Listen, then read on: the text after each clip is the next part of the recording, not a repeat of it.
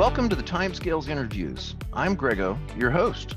Today, I have a very special guest, actor, writer, producer, executive producer, editor, script editor, and more, none other than the extraordinary Gary Russell.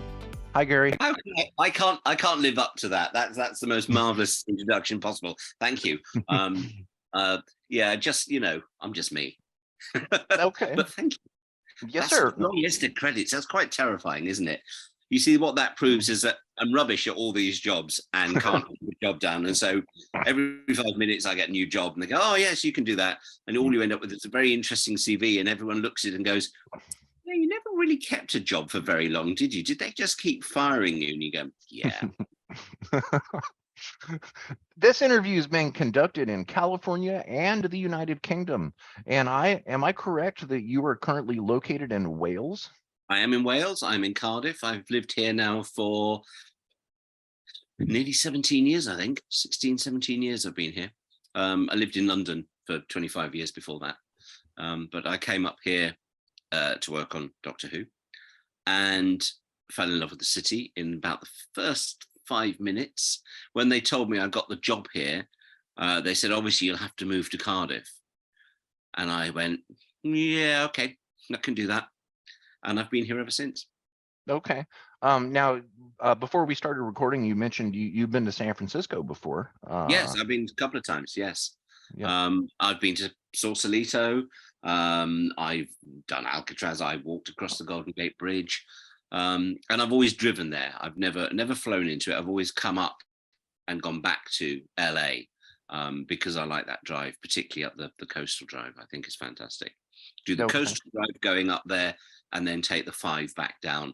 And it's a nice little round route. Yeah, that's the way you do it. Take Highway 1 coming up. That's absolutely gorgeous. And then 5 will get you back down to SoCal a lot quicker. The 5 is amazing. It's the only time I've driven quite a lot in the States, but it's the only time when I've done that thing that you see in the movies where you're driving along on the 5 and you see the road just going ahead of you and there's nothing but the road. And you suddenly get that moment of that there might be a sort of a hill and you can see the road going up slightly on a hill and you think, I literally cannot tell whether that's 1 mile away, 10 miles away or 50 miles away because you have no reference points around you at all. And I love it. It's fantastic. But for a Brit, that is how we think of driving across America in just, 4 lanes and a bit of tumbleweed and just desert. And it's lovely. And going really fast. Yeah. I am a bit of a speed freak. And as my driving license in the UK will attest to, I managed to get banned from driving about 4.5 seconds after I moved to Cardiff.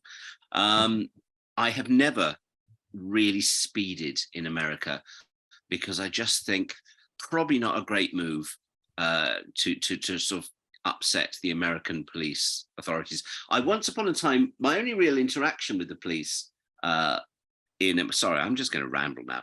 My only real interaction with the police in the States was in LA once. And I was staying with a friend, Lars Pearson, in North Hollywood. Or was it West Hollywood? It was probably West Hollywood. And we were in his apartment and he needed milk. And I said, I'll go and get some milk. So I walked out of his apartment and I walked 3 blocks down to Melrose Avenue. And as I was approaching Melrose Avenue, a police car stood up beside me and the guy wound down his window and said, excuse me, I'm not going to do the accent. He said, excuse me, can you tell me what you're doing? Because it's like 9 o'clock at night.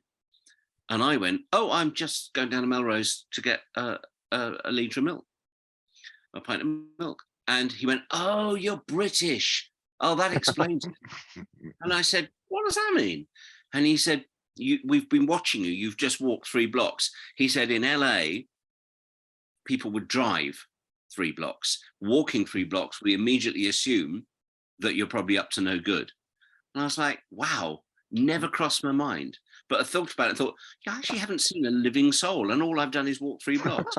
Whereas you go to New York, of course, and everyone walks everywhere. But it's a very California thing, I think, that people automatically drive. And if you walk any distance at night, people will assume that you're probably not up to much good.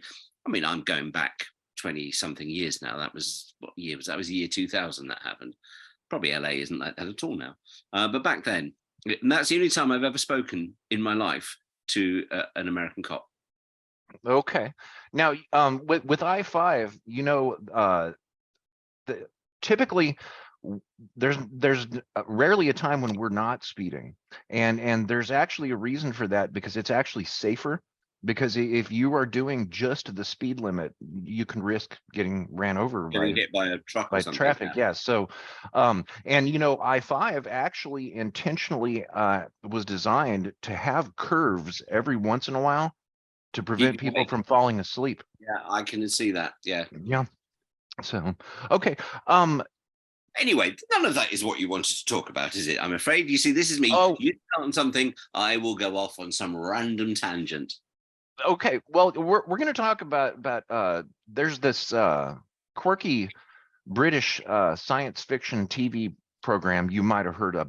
We'll talk about that here in just a minute. But I want to tell you thank you for allowing me to catch up today, because you have had your hands all over that quirky science fiction series, Doctor Who.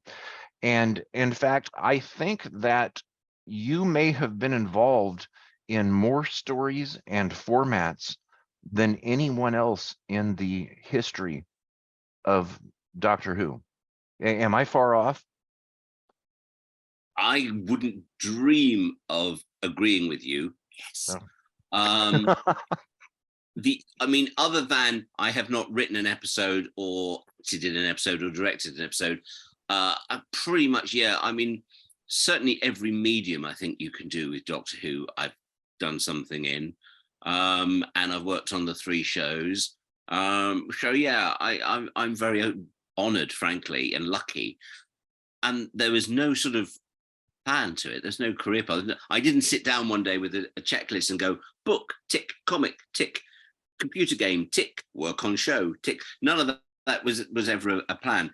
It has just been this rolling thing of, I think, being in the right place at the right time for certain things. I'm a great believer that it's not to do with any kind of natural talent. I think my only natural talent is to suddenly be in somebody's eye line at a point where they think, this is what we need. Oh, that guy's standing there, grab him. And it's just one thing has always led to another. So in that sense, I don't know who I owe it all to, really. I suppose professionally, I would say I owe it to Alan Mackenzie, who was my editor on Doctor Who magazine, who was the first person to pay me to do something for Doctor Who back in 1983. Which is 40 years ago. Oh God. So kind of I owe my career to him, but everything has spiraled like that. And of course I've had 2 or 3 years worth of, no more than that, I suppose probably 4 or 5 years worth of fandom. Before that, I'd been editing newsletters for the Doctor Who. I ran my own fanzine. So I'd done the initial groundwork, but once Alan picked me up to work on Doctor Who magazine during writing, everything then spiraled out of that. Okay. We're gonna get into each of those areas here briefly, but this is probably Sorry, the only. I love the way you said with a real point there, briefly. That was like, Gary, stop rambling. Oh no, definitely not, definitely not. So I do have a broad open-ended question for you here. Who is Gary Russell?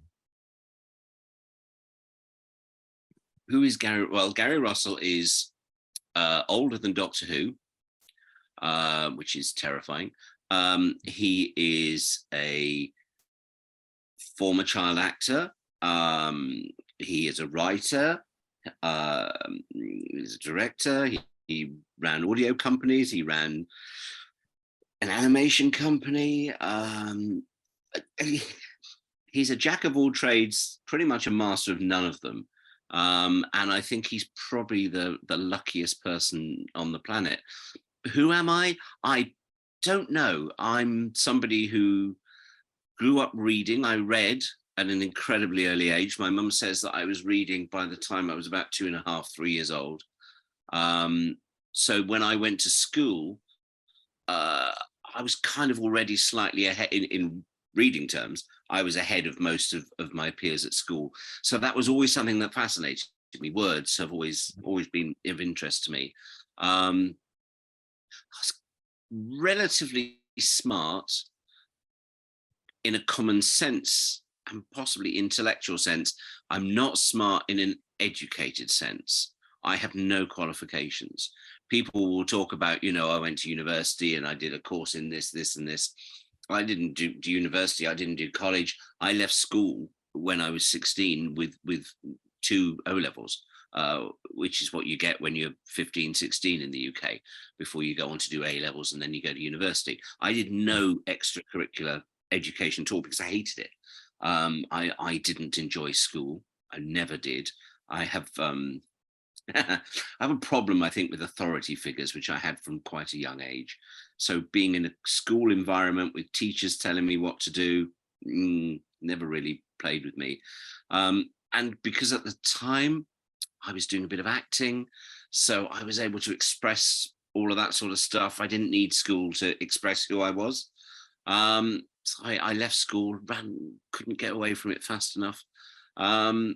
And since then, I have been someone who's just flitted from place to place and made a very happy life. I had a brilliant childhood and I've had a brilliant adulthood. Okay. What is an average day in life like for you these days? These days, well, trying to stay awake because, I'm very old and afternoon naps suddenly happen and you go, oh, I've been asleep for 2 hours. How did that happen? I get up, I go to the gym, which is I say relative new. I've been doing the gym for about just over 10 years now. I wish I'd done it when I was in my 20s rather than in my 50s, but there you go. I get up, go to the gym, come back. I work in the mornings. My morning work is usually administrative. It's answering emails and sorting that sort of stuff out. Then I have a break for lunch, and then I work quite hard in the afternoon. And I will usually work through till about 7 or 8 o'clock at night. And then I stop working and I switch off. If you'd asked me that question when I was 30, it would have been completely the other way around. When I first got into writing, say, Doctor Who novels or something, I would write through the night. I would find that I was most creative between the hours of 11 p.m. and 4:30 in the morning. That at some point stopped happening. And I realized that I wasn't being creative then, and I was much better being creative in an afternoon. I couldn't be creative in a morning if you paid me. I'm not a morning person, which is why morning is emails and talking to people and getting everything ready for the post-lunch day. Am I a workaholic? I don't think I'm a workaholic. People that have worked with me have said I am. I'm not really. I'm just, when I'm doing a project, it's quite all-consuming for me. When I'm not doing something, I'm never bored, but I get slightly itchy about stuff. And I think, well, I'll make something happen. I'll go and find something. I'm not very good on holiday. I'm not somebody that can switch off and go, oh, I'll go and sit on a beach and read a book and watch the waves come in. I wish I was. I really do wish I was, but I'm not. So yeah, my work is often my life. Okay. Sounds terrible, doesn't it? I don't mean that in a terrible way, because I enjoy working. I think that's the important thing is I think you live to enjoy yourself, and I enjoy what I do. I'm at a stage of my life, I'm an age of my life as a freelancer who can, when necessary, pick and choose what I want to do. So I don't very often have to do something I don't want to do. And that's quite nice. So as opposed to being a workaholic, you just love what you do. Yeah, I think so. I don't think I could do there's been periods where I've tried to go, oh, I'll stop doing Doctor Who stuff because I've done everything I could possibly ever want to do with Doctor Who, and I'd like to go off and do something else. And those something else don't very often happen. So you end up falling back on Doctor Who because it's a very good way to pay the mortgage. And then suddenly, oh, all I'm doing is Doctor Who again. And oh, why am I fighting against this? So I've stopped fighting it and going, you know what? It's a subject I know backwards. So if people want me to do Doctor Who stuff, then let's do it. Let's make the most of it. Okay, very good. Do you have any crazy secret hobbies that few people know about, like maybe skydiving, stamp collecting? No, I'm an avid collector. My house, if I was brave, I would pick up this laptop and walk you around my house and say, look at the amount of crap that's in it. I have a house that is a three-story testament to insanity. Um, so I collect things and run. I mean, obviously, I my this room we're in at the moment, which you can't see. Quite deliberately because it's a mess, is where all my books are. And then I also have all my books in my bedroom as well. Then I've got a whole room that is devoted to Marvel Comics. I have a whole room in the attic, which is where I've got about 6,000 CDs and vinyl, and that's all up there. I have my office, which is also in the attic. The other room in the attic is also full of action figures.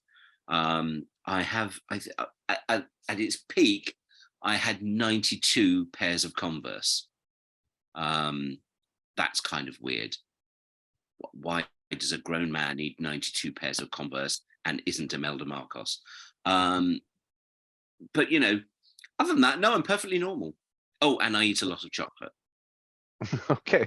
Well, I mean, there's a lot of different styles of Converse. It's not that unusual to enjoy collecting those. I can see why people collect Nikes and Hmm. Adidas and things like that. The drawback for me with Converse is I've worn Converse for most of my life, and sadly, they've damaged my feet, so I can't wear them anymore. Oh, So I have this now massive collection of Converse sitting there looking at me, and I'm kind of going, "You're taking up an awful lot of room, and I adore you passionately, and you're all very beautiful, but I can't wear you, and that's a shame." But that's part and parcel of the fun of being a hobby with something, and it comes back and bites you. now you mentioned that you have a lot of CDs, and Yeah. I'm wondering, that leads into my next question. I'm wondering if you enjoy music uh, by any chance? I have grown up. Uh, uh, I've got two older brothers, so they introduced me to pop music in the late '60s and early '70s. I don't like any of the music they liked, but it got me very interested in pop music. And growing up in the early '70s and through to you know '75, really, um, I was buying singles and occasional albums, but mostly singles. I was a big pop music fan, and then punk happened in '77, and suddenly my world opened, and I went, "Oh, this is where I'm happy." So anything from '77 onwards, I'm still listening to today. I still listen to a lot of stuff before that as well, but '77 was my big grand awakening to the possibilities of different kinds of music. I can't work without music. I have music on all the time when I'm working. Um, I just, particularly if I'm not so much, I suppose, if I'm doing factual writing, but if I'm doing creative writing, if I'm writing fiction, if I'm doing a script or something like that, then music has to be there all the time. Literally, my brain uh, runs out of steam if music isn't on in the background. So, and I collect. It's quite an eclectic collection of music. Um, other than sort of heavy metal, there isn't really any genre I don't have. It's been an important part of my life for all of my life, and it's probably the thing that over the years I've spent more money on than anything else. And I go and Okay. see a lot of bands live. I love going to concerts. So yeah, and Cardiff is great for that. We've got some really good venues here, and a lot of people come here. So that's quite nice. So you're a concert goer. Yes, probably not as much the last few years as I was 10 years ago and 20 and 30 years ago, but that's just because I'm old and I stand there nowadays and go, oh, I can't stand for this length of time. Oh, my legs don't work anymore. Oh, it's all too noisy. But I still, if someone I'm particularly obsessed with, it comes to playing Cardiff, then I'm there. Who would you go to see? Oh, right. Okay. So this year I saw Midure. I saw Chemical Brothers. I'm going to see the Prodigy quite soon. Um, I, God, who did I see last year? I see Gary Newman a lot. I see I'm a massive Sparks fan. Pet Shop Boys, I went to see. Garbage, Blondie. Uh, there are certain people I regret that I never saw. Mhm. Um, if the Police reformed and did another tour, I'd like to see them. I got to see the Rolling Stones a couple of years back. That was good. I wish I'd seen Elton John on his farewell tour. Oh yeah. Um, the people I think the height of their fame that I'd like to have seen would have been ELO in about 1980, 81. That would have been, I don't know why I didn't see them then, and I didn't. Um, and the band I most regret not seeing, and I was on my way to the concert when my car broke down, never got there, never had another chance to see them, was Eurythmics. I'm a massive fan of Annie Lennox, and I've never seen her or Eurythmics live. And I was like, stupid car. So yeah, there's, I'd love to have seen Queen. I never saw Queen. Yeah. Um, but I saw Bowie live quite a few times. Best concert I ever saw, Kraftwerk, 1981 on the tour. Oh. Oh. Um, Absolutely amazing. Brixton Academy, at the absolute height of everything they were doing. Oh, amazing. Not 81, 91, sorry. I saw Tin Machine. I saw Bowie with Tin Machine. That was quite an interesting concert. It was brilliant. Absolutely superb. Yeah, I just love music. Obviously, and sounds like we like the same type of music. Well, I got there's only 5 years between us, so we probably grew right, up hearing a right. lot of the same stuff. Yeah, I am gonna go see Boy George in Berlin next month, and then I got to see LCD Sound System Oh, uh right. last Excellent. month. So you said that you saw Kraftwerk in 1982? No, sorry, I was wrong. It was 91. It was the And I mixed tour. It was the mixed tour I saw Oh them on. wow. Wow, I am so And just fantastic. amazing. Yeah, and yeah, I can't imagine being able to watch Kraftwerk live. That is awesome. So what about reading? You're obviously an author. Do you read works by other people? Yeah, I certainly don't read my I own. The weird thing is, so all my life I've been doing Doctor Who, surrounded by Doctor Who. My whole existence since I was 3 years old has been about Doctor Who. I don't really read science fiction. Um, it's not a genre. I will watch science fiction TV and movies, but as a genre to read, no. I've got a small cluster over there of some classic sci-fi books, but I don't buy sci-fi generally. I am. I've got thousands of kids' books because I love. There's a nostalgia thing attached to it, but I generally like children's books. But things like I've got a complete library of Agatha Christie. I've got, with the exception of 2 books, I've got a complete set of first edition James Bond hardbacks. Um, what else have I got over there? I'm a big Alice in Wonderland freak. I've got quite a large collection. Consider there's only 2 Alice in Wonderland books. I've got quite a large collection. I've got every Wizard of Oz novel. I like a lot of magic realism books. So my taste is quite eclectic. For books, same as it is for TV. I say I watch a lot of sci-fi TV, but actually my main favorite genre, if I'm going to watch something on TV just to while away the time, it's going to be Law and Order or CSI or Homicide or something like that, because I love procedural crime dramas on TV. And I think that comes from Agatha Christie. I grew up reading Enid Blyton and Alison Utley and people like that. But the first adult books I read was Christie. My mum, when I was about, I think she says it was a bit later, but I don't think it was. I think I was about 9 or 10. And she read to me The Murder of Roger Ackroyd, which, if you've ever read it, having that book read to you and then how it ends is the most phenomenal possible experience. It's even better than reading it yourself.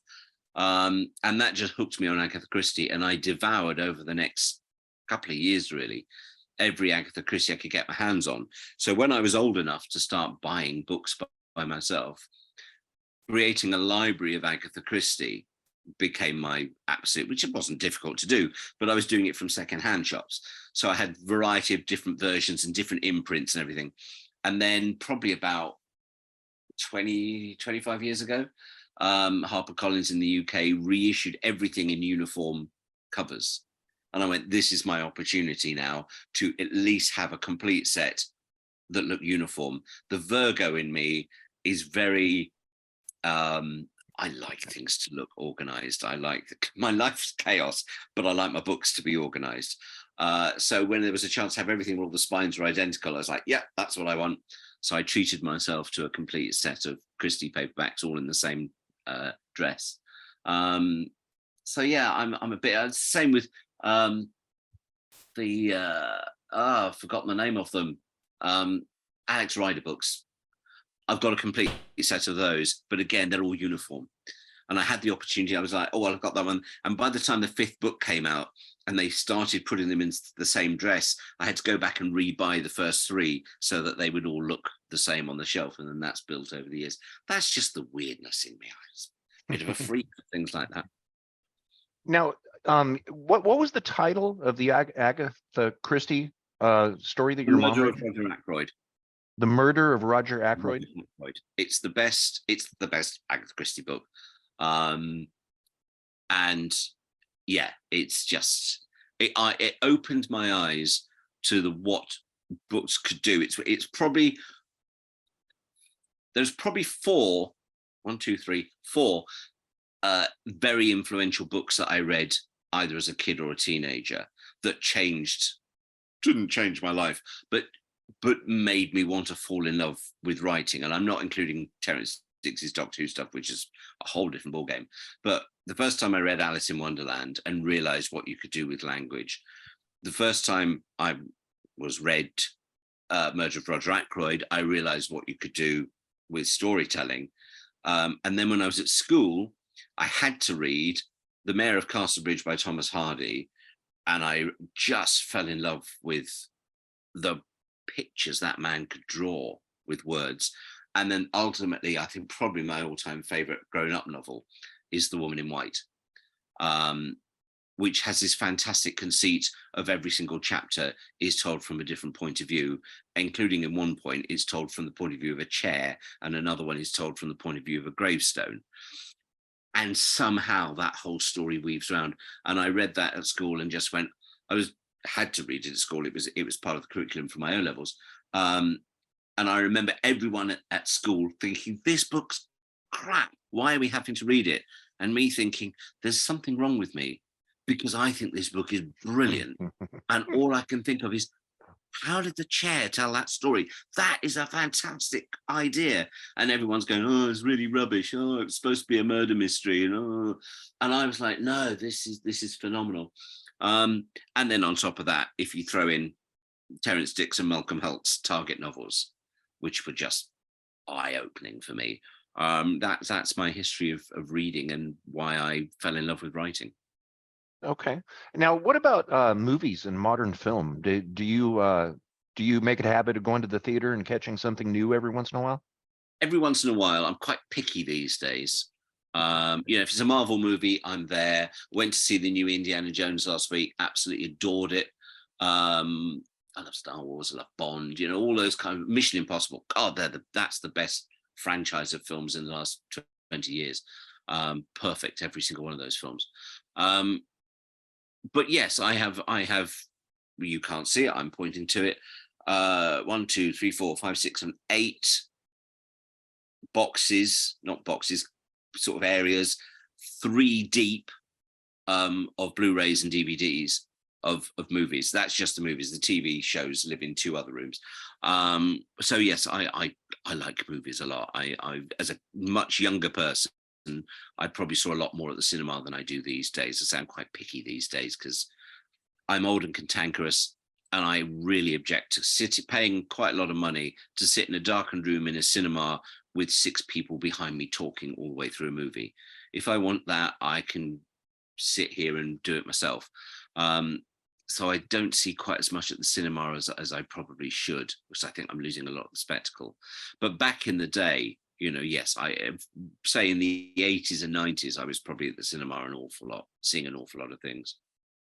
Okay, now you mentioned Jane. First ever film was Bambi. I saw Bambi, didn't really understand cinema. I grew up on television, didn't really understand cinema. My mum took me to see Bambi in the local cinema, and about halfway through, not at the point where Bambi's mother dies, it was later than that.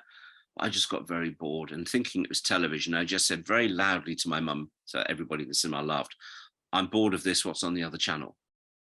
And my mum had to explain, "No, this is the cinema, this isn't television, and we can't change the Oh. channel. We have to sit through to the end of this film." I was like, "All right then," because I found Bambi a little bit boring, which is weird because generally I love Disney cartoons. But that was the first film I ever saw in the cinema, and it was great. Going to the cinema, fantastic. Now, as a kid, I always had to go with parents, or I wasn't one of those people that went with a gang of friends ever. Because I think when I was sort of a teenager, I didn't really have a gang of friends to hang out with at home. So I never went to the cinema as a big group. It was never that sort of event thing that a lot of kids do. What did we do tonight? Oh, we'll go to the movies, eat popcorn, and have fun. I never did that. I frequently went to the cinema by myself, and I still quite enjoy going to the. It's a bit like eating in restaurants. I have no problem eating in a restaurant by myself, and I have no problem going to the cinema to see a film by myself or going to a concert by myself. I'm really quite socially awkward and inept, aren't I?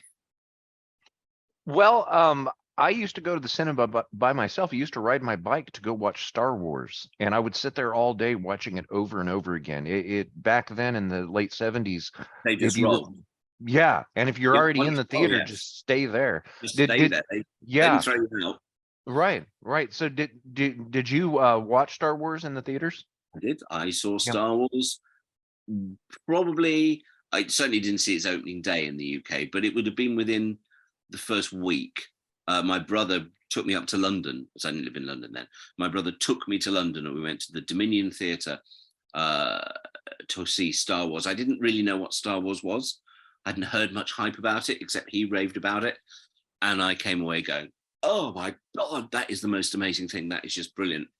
And so a week later, both my brother and I went to our local cinema to see it again. In those days, films opened in London before they went to the regions. So that's why he wanted to go to London and see it. And then the week after, it was in where we lived. So we saw it again, and my mother was completely unimpressed by it. And I was even more impressed the second time. And then that same brother, as a result of liking Star Wars, took me to see 2001: A Space Odyssey, which was being reshown probably in the wake of Star Wars in the UK. And he warned me before we saw it. He said, "Look, you've got to understand, this is very different from Star Wars. There's not much action, and you have to listen to what's going on." And I sat there absolutely open-mouthed. And I think I got more out of 2001 when I would have been, I've been 16, 15, 16, than my brother had got out of it when he'd first seen it when he was that age. And it still remains in my top 10 films of all time. I just think 2001 is an amazing movie. Okay. Now you had mentioned James Bond earlier. Weren't you actually an actor in a James Bond film? I was an extra in a James Bond film. Towards the end of my career as an actor, I did quite a lot of extra work, which is fine because it was good fun doing extra work.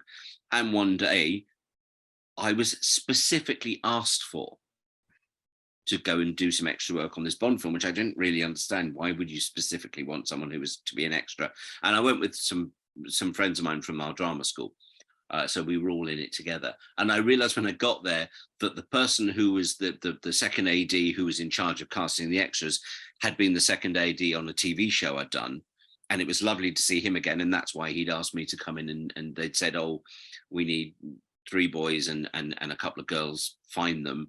And he went, "Oh, I'll get Gary in to do that and bring some of his mates from his drama school." So that's how that happened.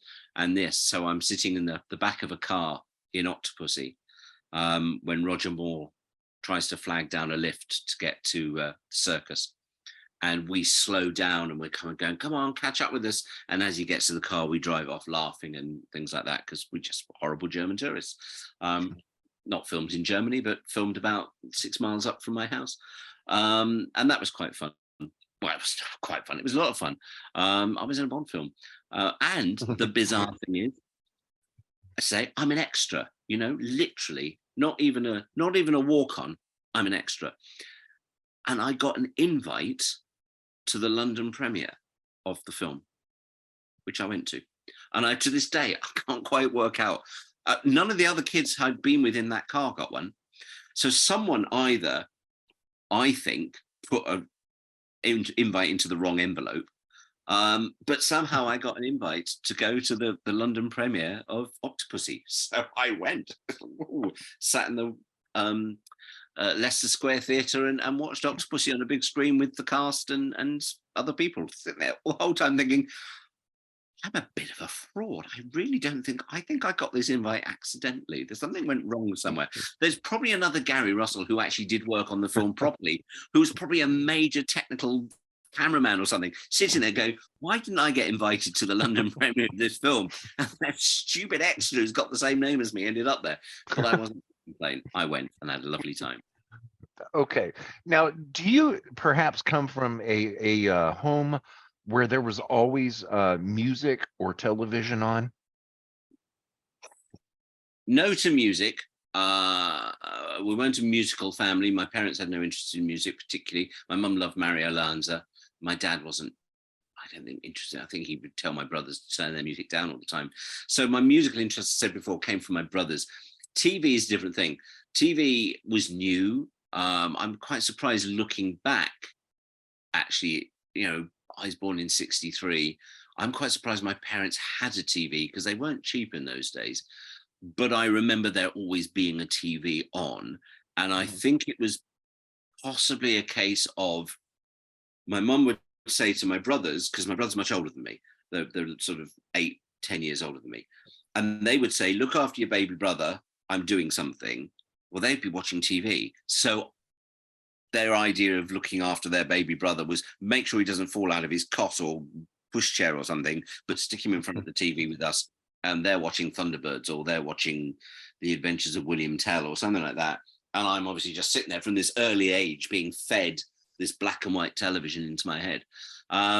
So by the time I'm like 10 years old, I'm of that first generation for whom television is an actual art form, is an actual thing, as opposed to, I think, kids probably 10 years old in the 60s, like my brothers, who would have been going, it's just this newfangled thing and we're not quite sure about it. I grew up loving television and television becoming an industry. And you can see that most of the people in Britain working in TV today who are of my age or a bit younger, that is that thing of suddenly there was this whole new art form and we were the generation that loved it, watched it, and then went on to create it. Whereas, of course, at the time, it was being created by a lot of grumpy old people from the theatre and failed actors who hadn't made it in the movies, who really looked down on television and thought, this is something this is a fad that will last 5 minutes.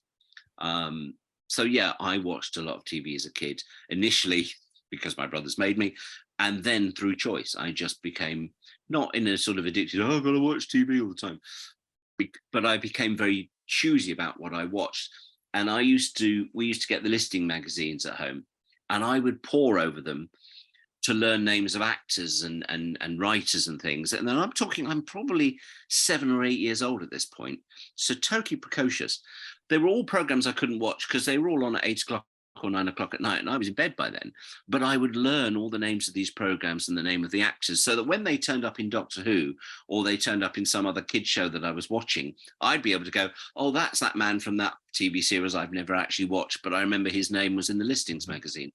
And that became quite a big thing for me all my life, really, this awareness of who actors were and writers and directors, which all comes from reading listings magazines for shows I couldn't see. Wow, very interesting. Now, when it comes to writing, possibly mad and insane, and I need to be, sectioned somewhere. When it comes to writing and other creative arts, did you know at a young age that you wanted to be in entertainment? It sounds like it was leading up to that. Yeah, I think so. My mum will always say that there's a point, I would have been 8, I think, 7 or 8. And there was a party for one of my friends at school. And she went to pick me up at the end of that party. And all the other mothers cornered her in the kitchen and said, you've got to put him on stage because he's just spent this entire party we've all just sat there open mouthed because he's been performing. He's been, and I gather that what I'd done, well, actually, I don't gather, I can remember it quite clearly. We had a comedian over here called Frankie Howard, who used to do a show called Up Pompeii. How I would ever have seen Up Pompeii, because it went out at 10 o'clock at night, I don't know. But I had spent the afternoon impersonating Frankie Howard and talking to the mums and the other kids as if I was Frankie Howard. And I think my mum thought, oh God, that's okay, take him home, pat him on the head. You don't want to be an actor. And I did. I wanted to be a stuntman originally. That was my big thing, as I used to watch cowboy films and see people get shot and fall off the top of tall buildings. I think, that's what I want to do. I want to fall off the top of tall buildings. And I'm like, I don't think so. Don't think that's a good idea. Please don't go and practice that. So I kept thinking, and I kept doing a lot of plays at school and things. Every time somebody wanted to do a play at school, I would be in it. And my dad was less keen on this idea. So my dad was like, no, I'm going to take him swimming. That didn't work because I didn't like swimming. I'm going to take him to judo. That didn't work because I really didn't like being picked up and slammed on the floor and thrown into a pile of chairs. So eventually my mum said, I'm going to take him to a drama class 1 hour a week. And that's where I just found my life. It was just brilliant. They were an agent as well, and they started sending me up for auditions for TV and film and theatre things. And it was a long, hard struggle. And eventually I got something, and suddenly I realized at the age of 10 years old, or 11 years old, I think I was. I would have been 10 when I did my first professional acting. I thought, yeah, this is what I want to do. This is it. This is me. So for the next 9 or 10 years, I did professional acting, and realized probably towards the end, I wasn't very good. There is a point where as a child actor, you look at yourself and you go, you know what? You're pretty crap. You're not very good on television, are you? No, don't do this. And I decided that what I really wanted to do was direct, which I never did. But that was enough to get me out of the acting and then go behind the scenes. And a couple of years later, I got a job at the BBC, which was only a clerical job, but that gave me the opportunity to go through the BBC. And eventually I started working actually on television shows as a floor runner, and then a first, second and third assistant. And all these things built, plus the fact by that time, I was starting to do writing for Doctor Who magazine. Whatever I did was in some way connected with the media. And I had this huge passion still for watching television and knowing television and how it was made and why it was made and all of this sort of stuff. Movies, I say, I watched, go to the cinema to watch a movie, but I was never passionate about how and why movies were made. I was always passionate about how television was made, and they are very different, very different. Okay, so in your early interest in arts and performing arts, it sounds like your mom was a major mentor. Yeah, she was instrumental. I mean, she wasn't the sort of stage mum who was like, oh, I want my son to be a star. I think it was more a case of, if I sent him to this drama class, maybe that'll just shut him up. But she was immensely proud of the fact that I did stuff. Immensely proud of me as an actor. She was my absolute number one support team. In fact, and so as a kid, you have to have chaperones, either taking you to auditions, or if you get the gig, you've got to have a chaperone there. You can't be left alone. Well, for a lot of stuff I did, my mum was my chaperone. And she ended up doing more chaperoning work on lots of different things than I ever did as an actor. She fell in love with the industry as well, from that point of view of always taking kids onto film sets or TV shows or theatres and looking after them, because she was as passionately interested in the behind the scenes stuff as I was. And I think that's the weird thing. I've not thought about this before. I think that's the weird thing about me as an actor, is all the time I was acting, and I did, a couple of big TV shows over here, but all that time I was acting, actually I had one eye on what people were doing behind the scenes. Yeah. And I think that sort of in me triggered this whole, it's not about just being an actor. It's about this industry. It's about the media. It's about what everyone from that carpenter to that electrician, to that makeup person, to the continuity person, to the director, the lighting people, the cameraman, the editors. There was one point I was doing a show called Famous Five, And there's one particular story in it that I get kidnapped at the beginning of episode 1 and don't get found to the end of episode 2. So I had a week and a half basically doing nothing, sitting around, having to be there. And that particular show was all filmed on location, and the editing suites for the show were on location. So for my week and a half of doing absolutely nothing, I went and sat with the editing team and I watched how they put the show together. And for the first time, I thought, oh, that's why the director has this, asked us to do this. That's why that shot is shot from that angle. Because when it's cut together, that now made, I suddenly thought, oh, that's the language of film, or that's the language of television. And I learned all of that. And I would therefore, when next I was acting and the director would say, we need to do this and I need you to come in from over there, my brain would be going, oh, the reason he needs me to come in from over there because it's going to match that shot. And if he does it from that angle, then that's not reversed. And I remember an editor explaining to me, unsuccessfully because it still took me years to understand it, but trying to explain to me the concept of crossing camera and why you don't do it. And I would at least then have at the back of my mind that I would say to the director, but if I do that, will I be crossing camera? And he'd look at me in a kind of, the hell did you learn that phrase from? And he'd go, no, that's not a problem. And I think, right, so if it's not a problem, then that isn't what crossing camera means. But all these things would go on, and I was absorbing myself in the art of television. And it is an art. It's the most beautiful art in the world, I think, television, when it's done properly. And I just wanted to learn. All I wanted to do was eat up information. And if I had to stand in front of a camera and say some lines and look a bit like an awkward teenager, which I did, then I would do that because it would get me to watch actually what everyone else was doing. I can't really explain that, but that was the joy for me of being an actor, was not the acting, but actually just being part of a film crew or a TV crew. So you're self-educated from behind the scenes, Yeah. due to your curiosity. Yeah, totally. No one's ever taught me anything because they can't, because I'm thick.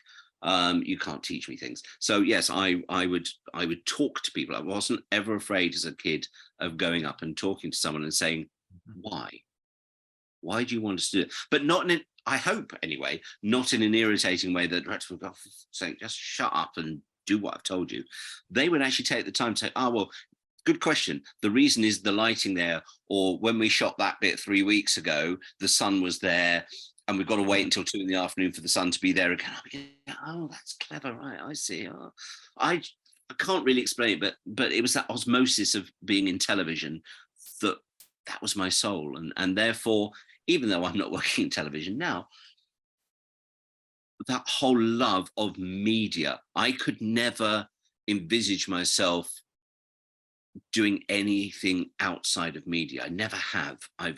Everything I've done has had to somehow be connected with TV or film or theatre in the loosest possible thread, but it's still there because it's the only thing I know and it's the only thing I'm passionate about. Wow. Okay.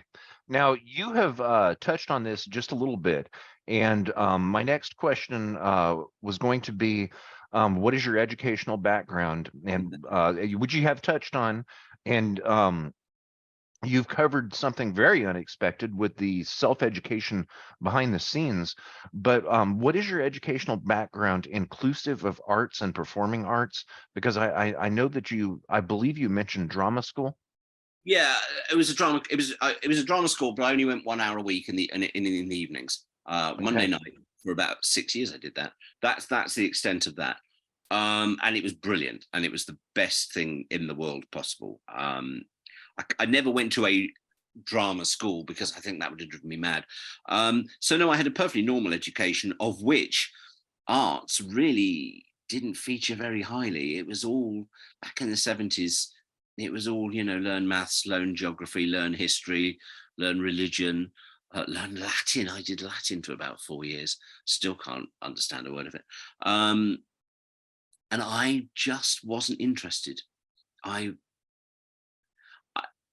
do have a problem with authority figures. I still do today, which is probably why nobody will employ me.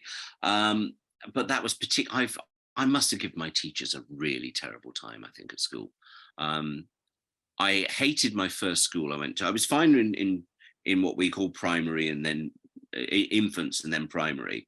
When I was 11, which is when I was doing the first bit of acting, because my birthday is September, so that first year at secondary school, and I went off to do a theatre thing, and the school really didn't understand why they had to give me in advance all my schoolwork so that I could do that while I was touring the UK in this theatre thing.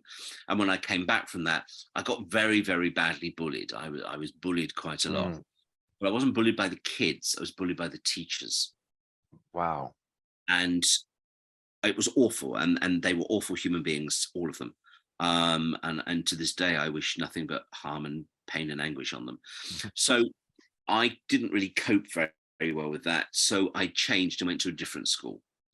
And that school was much more open and much more, in fact, I would go as far as to say they were quite excited at the idea that they had in their classes someone who was about to be on television.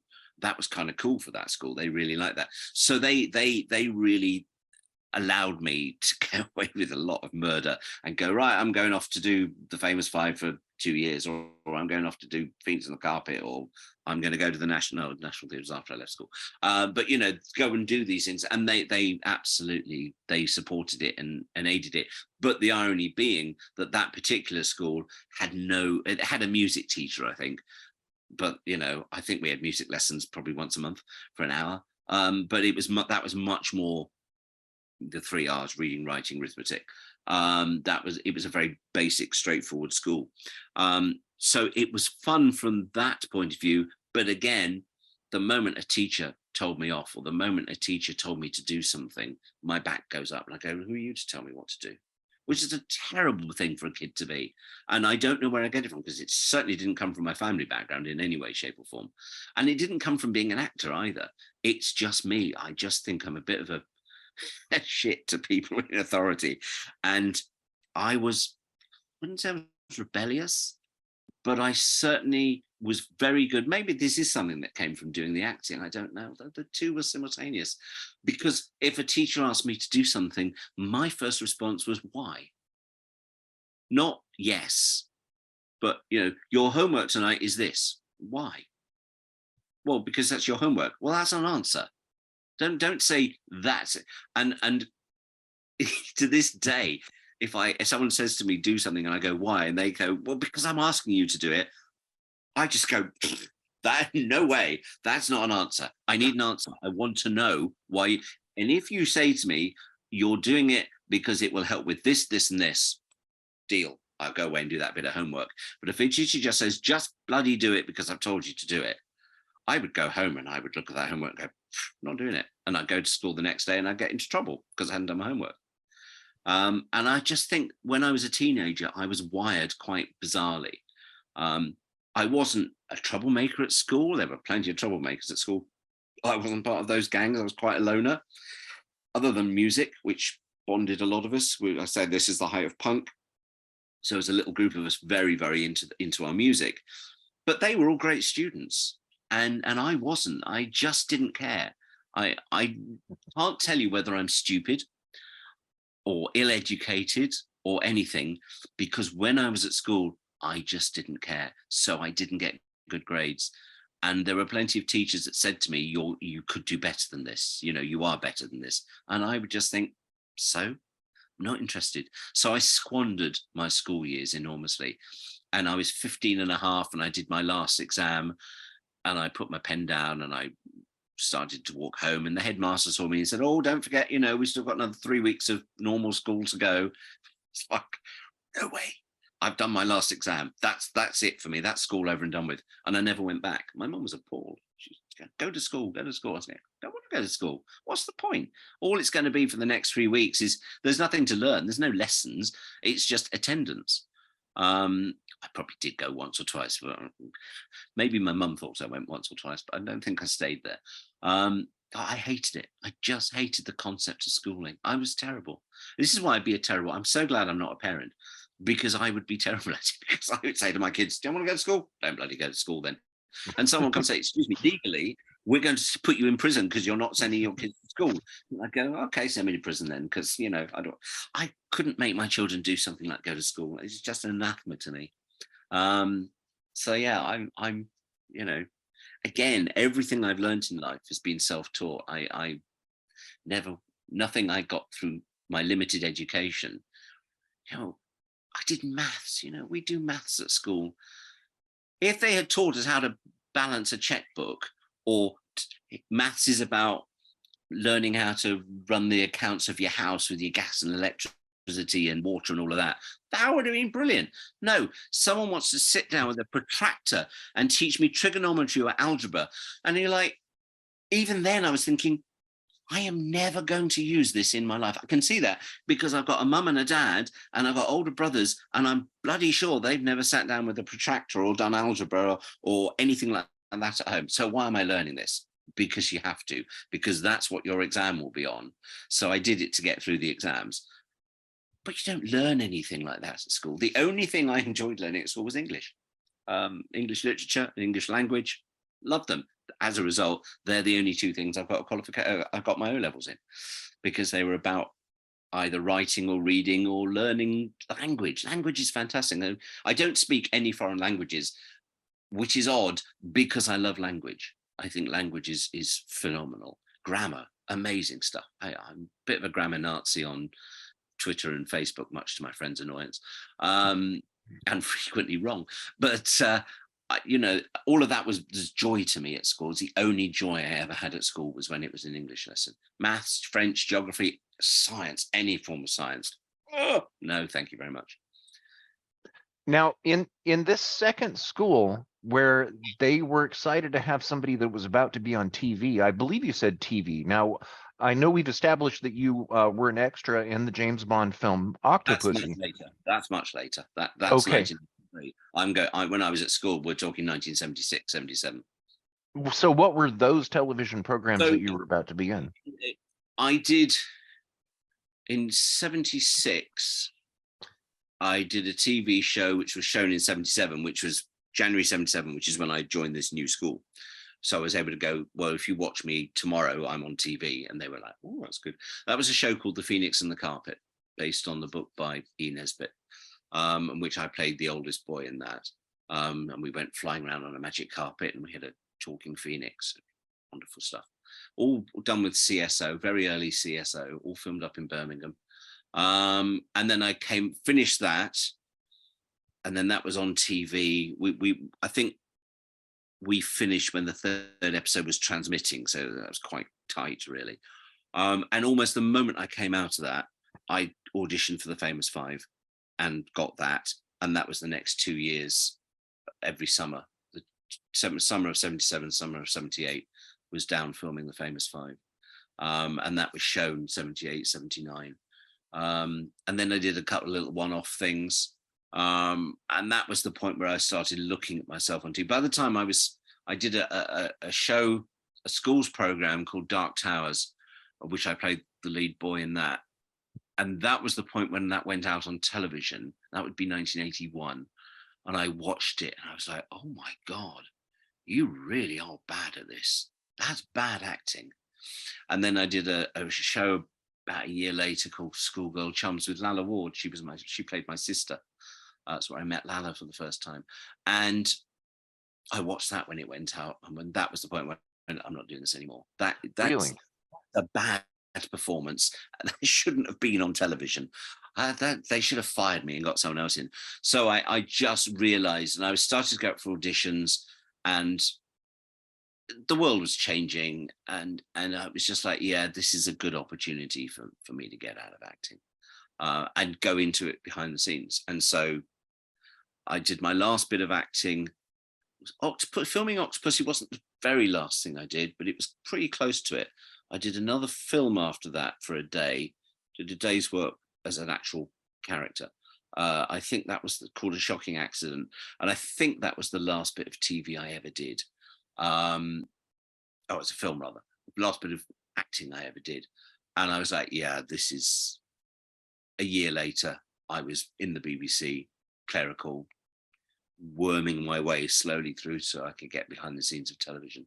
But I thought if I'd got into the BBC, that was a good start, which it was. Best decision I ever made. Okay. Now, I was going to ask you how it felt to see yourself on television for the first time, but I think you've kind of answered that. No. I have to say, for the first time, it was very, very exciting. It's only towards the end, as I got to sort of 16, Okay. 17, became a gawky teenager.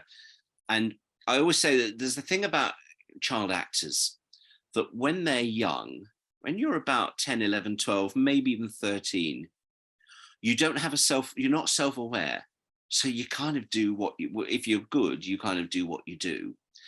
When you're about 16, 17, like all 16 and 17-year-olds, you become very aware of self. You become very aware of how you stand, how you look, how you behave. And I started to see that on television because when I was making those shows when I was that age, so this is post Famous Five, I would realize that I wasn't comfortable, that I was unhappy about the way I delivered lines, and I wasn't comfortable being in front of a camera very much. And suddenly that teenage thing of just not fitting my own body, I suppose, and it creates a bad performance. And I could sit down and wax lyrical and say one of the reasons that Dark Towers, which I think I'm terrible in, one of the reasons for that isn't me and is the director, who she and I hated each other. She really regretted casting me. I frankly regretted being cast by her. But no, the bottom line is my performance just wasn't good enough. And everything I did after that, I just go, oh no, you're just bad, give it up. And there were loads of really good actors on television of my age who looked like me and sounded like me, and they were getting a lot of work. And I thought, yeah, they're getting a lot of work because they're good, and I'm not. So back away from it. I didn't want to be, I think I was aware enough even then that I didn't want to be someone where people would go, oh God, he's still trying to be an actor at the age of 30 and he's really a bit shit.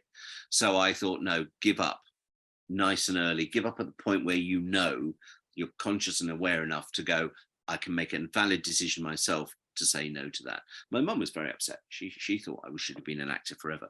And, you know, your mum looks at you and she can't see that you're giving a bad performance because you're her son and she loves you. But I could look at it and go, that's a really bad performance. So I was quite happy to give up acting at that point. But yeah, I was 19 when I stopped, and I'd started then. Okay. Now, aside from how it felt to see yourself on television, touching on the James Bond film Octopussy, where you were invited to the screening with the cast, how did that feel? With it being in film and being historical James Bond, how did that feel in As a comparison? James Bond fan all my life, it felt great. The actual event, it was just like going to the cinema, but I was just aware that there were people in that cinema with me who were the actors. I mean, I don't think Roger Moore was there at all, but there were actors from the film. There was directors from the film. There were crew that I vaguely recognized. I thought, yeah, I just felt like an imposter. But at the same time, I was quite happy to sit down and watch Octopussy, which is not a bad Bond film. It's not the greatest. It's not the worst. And then my little scene was there, and then it was gone. And I was like, oh, that was me. Oh, that's how that ended. That's how that looked. Okay, that was fine. Okay. I was quite, I don't like it to say, oh, I'm in Octopussy, because I'm an extra along with 10,000 other people in that film who are extras. But for me, it gives me a nice little personal cachet to go, I've been in a Bond film. Okay. Literally 3.5 seconds. I got invited to the premiere. Yeah, but you're still a part of James Bond now forever.